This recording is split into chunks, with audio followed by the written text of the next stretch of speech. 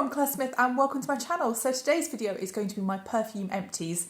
I haven't made one of these videos for a good 10 months and I've just got a few bottles of fragrance that I would just like to say my final thoughts on and just whether I would think about repurchasing them. So if you haven't seen me before, I'm Claire Smith. I make videos all about perfume, perfume science, perfume history, perfume psychology, and I also just do some straight perfume reviews and also fun perfume tags. So if that kind of thing interests you and you haven't already done so, then please do consider subscribing and please also like this video if you do like this kind of content. So I do have quite a few perfume empties videos that I've made over my years on YouTube, and I'm going to leave that playlist down below in the description box in case you do absolutely love perfume empties videos and you want to check it out. But let's get on with today's empties. So the first empty is Thierry Mugler's Angel, and this is a really old bottle of Angel. You can see by looking at the atomizer, it's a really thick atomizer, and also down the side of the bottle you can see there's Thierry Mugler written there.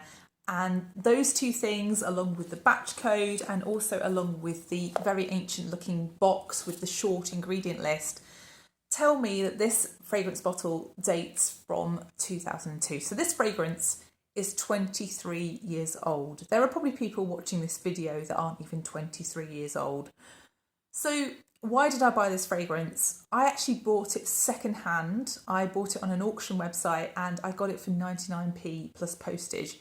And I don't think the seller really realised what they had. It wasn't full, it was about, I don't know, between a quarter and a third full. And I just really wanted to experience a really vintage version of Angel. And I was a bit worried it might smell a bit off, but it really didn't. It smelled beautiful. This just has an instantaneously chocolatey, rich patchouli from the very start. And it also has this really nice greenness to it in the beginning as well, with some feeling of pineapple leaves. Also, as this dries down further, you get a really nice deep, syrupy, dark feeling honey. It's almost like the honey in the Jean Paul Gaultier fragrances. It's not quite as strong as that, but it's along those lines. Also, this has a spiciness to it. So the caraway is what's listed in the ingredients, and I guess it's that, but to me it comes off as a very light cumin. And that makes this fragrance smell, along with the patchouli, a little bit bodily. And I guess that's why people struggle with Angel, isn't it? It's because it's so strong, or it used to be very strong. And it also has this kind of almost dirtiness to the patchouli along with that chocolatiness, which I think is what makes it addictive to other people. Totally a love it or hate it fragrance. I really understand if people do hate this fragrance, but I just think that the Thierry Mugler brand were truly trailblazing in the world of perfumery back in the 90s and the early 2000s. They produced some amazing fragrances and I'm so glad that I got to experience this one. Am I going to go out and buy a brand new bottle of Angel from a retail store in the coming weeks? No. I have another vintage bottle of Angel in my collection that's not quite as old as this one, but it still is, you know, of a decent age. And it's a pre-L'Oreal bottle. So I'm going to just enjoy that one, finish it up, and then probably not buy any more Angel, because I feel like the older bottles are getting really hard to find now, and I need to kind of wean myself off these things and stop trying to obsessively look for older Thierry Mugler fragrances. So that's Angel by Thierry Mugler. So the next fragrance is one that I was gifted by Frances Abner Sparkles here on YouTube, and she sent me this decant of Bois Dore by Van Cleef and Arpels. So I didn't realise until I reviewed this fragrance for the first time just how much love is out there for this perfume. People just absolutely love this, and I get it because it's kind of cosy, it's a vanilla fragrance, people just love vanillas, but it's just so interesting. So this is a metallic, woody, vanilla and tonka fragrance. It sounds super weird, but it just really works. So this fragrance does literally smell golden to me. So it opens with a really light, airy, very faint tobacco, but even at this point it smells quite golden. But it's also really woody in the opening, and then as it dries down it becomes creamier, it becomes more vanillic, you get a bit of spiciness from the tonka, but it just has this overall golden feeling to it. And that is really, I think, because of the mineralic notes in this fragrance. It just comes off a slightly metallic feeling almost. It has both sweet and savoury aspects to it, and the tonka is really what makes this stand out, I think.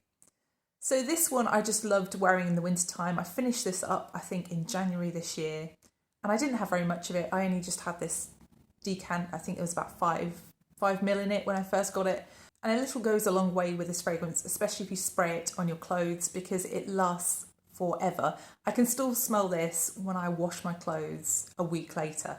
So this one I did really enjoy, but I don't think I'd purchase a bottle of it. I think there are other fragrances from Van Cleef on Arpels that would probably be higher up my list to purchase. So things like Orchid Leather and also Rose Rouge are probably my two favourites from the line.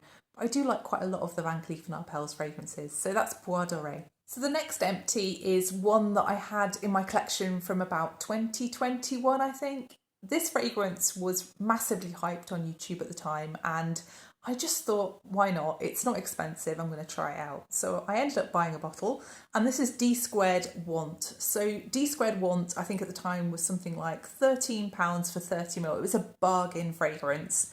And this was being hyped because it was just a standout vanilla at a low price point. So this fragrance is a powdery vanilla fragrance. There's heliotrope, which really adds a lot of sweetness and powderiness to this fragrance, but also it's a deep vanillic fragrance, but with a slight booziness to it in the opening. And really, as it dries down, you get more of the texture. So it becomes almost like the texture of a bicarbonate of soda toothpaste to me. It sounds weird, but there's kind of a smoothness to it overall. But then as you kind of get into the fragrance, it gets kind of grittier. And gritty fragrances don't sound very pleasant, but I actually really enjoyed this one. I think really for me, the problem with this fragrance was the lasting power. It would sort of fade quite dramatically after about 3 hours, and I just got fed up really with wearing it during the day. And I ended up finishing this bottle by wearing it to bed, and I quite enjoyed it for wearing it to bed. Would I repurchase? No, I can't repurchase, it's long discontinued, but if you can find this at a very reasonable price, I would suggest that this is a great pickup. It really is a good fragrance for the low price point that it was sold at the time, and I actually really did like this one, even with the poor longevity. So that's DSquared2 Want.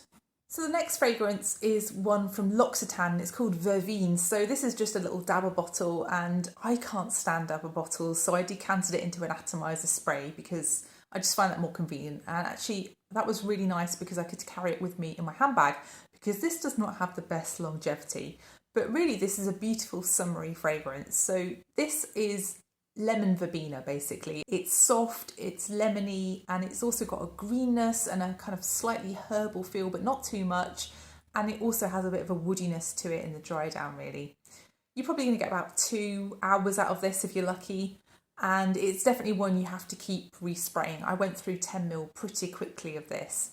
I first smelt this when I was visiting a L'Occitane shop and I was buying a gift for a friend, and they sprayed the paper that they packaged the gift in with this fragrance, and that just got me hooked. I was obsessed because on paper this fragrance actually lasts a long time, and I could smell it all the way home.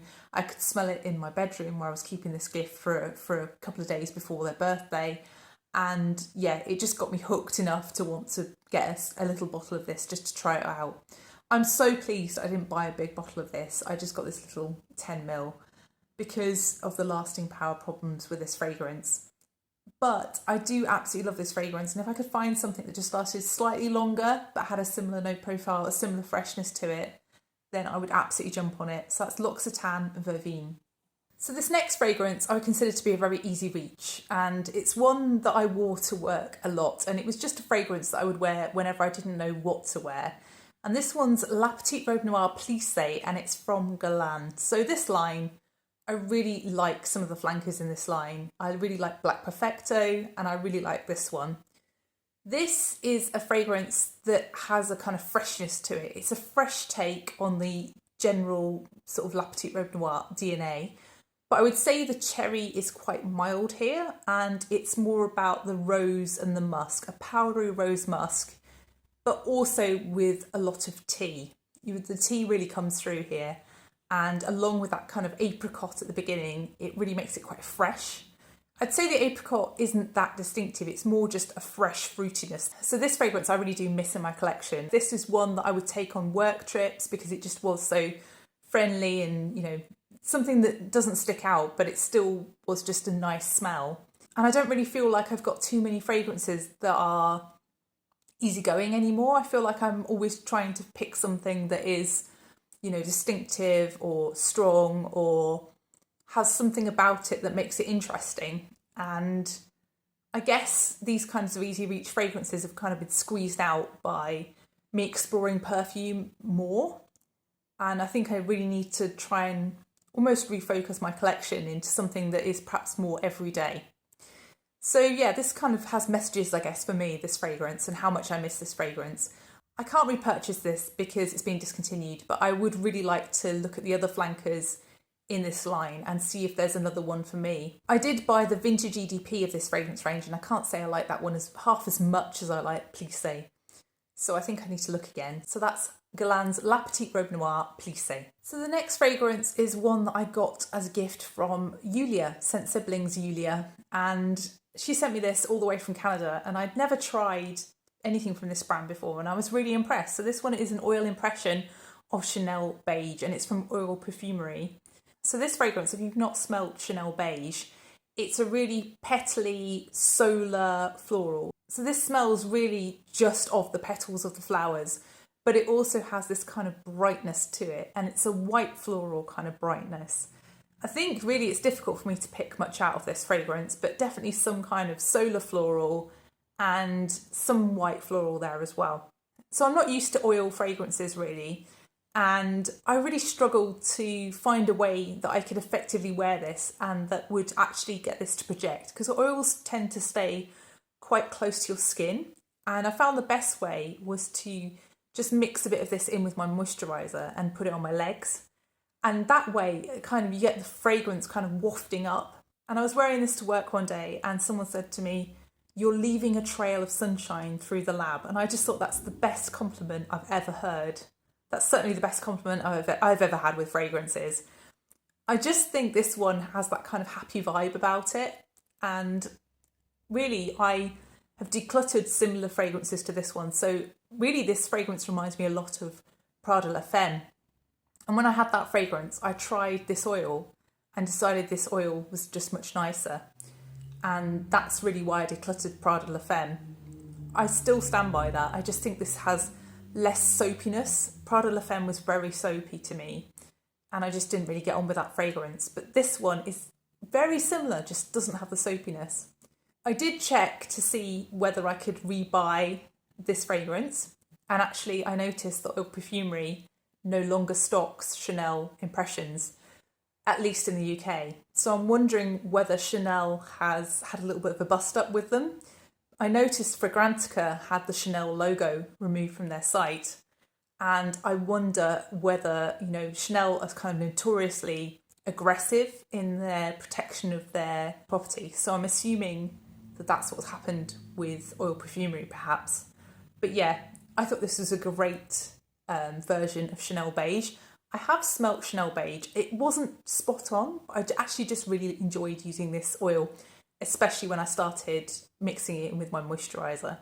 And that compliment I will never forget. So yeah, All Perfumery Chanel Beige.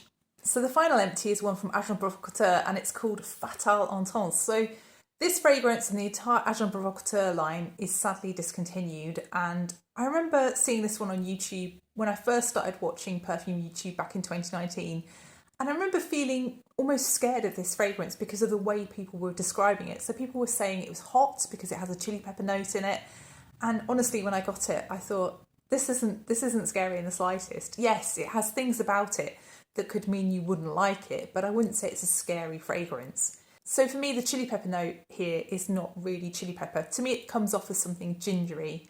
It definitely does have a little bit of a heat to it, but it's nothing spicy.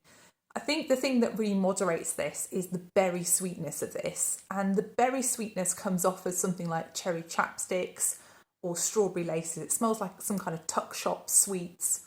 Also, this fragrance has some licorice in it, and it also has a kind of wateriness about it. It's really quite a strange mix, this fragrance. But it also comes off a little bit of something like PVC or some kind of plasticiness. And I think that's intentional. I think this fragrance really makes me think of Halloween costumes. It makes me think of Halloween generally, with the sweets you get at Halloween as well.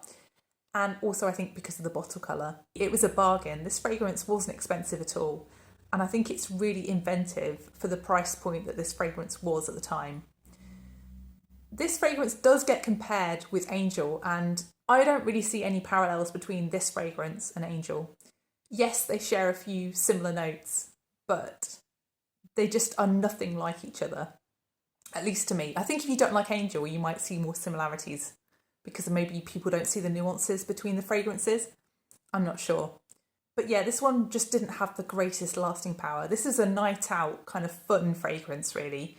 And I think that's why I've got through this 30ml bottle quite quickly, or relatively quickly for me. You know, I've had this since 2022, so perhaps it's not that quickly. But, you know, every day when I would wear this, I would have to respray it because it just doesn't last the whole day. And eventually I left it at work because anytime I felt like I wanted to refresh my fragrance, I would just put a quick spritz of this on because it's not that strong. So yes, Fatale Intense was something I really enjoyed. And if I could repurchase it, I don't know whether I would. I feel like I've experienced it, but I might go for a different Agent Provocateur fragrance if they were still about. But I've seen people trying to ask for £100 for this fragrance secondhand, and I wouldn't pay that. This is an inexpensive fragrance, and that's why it was so joyous. The fact that you were getting a bargain.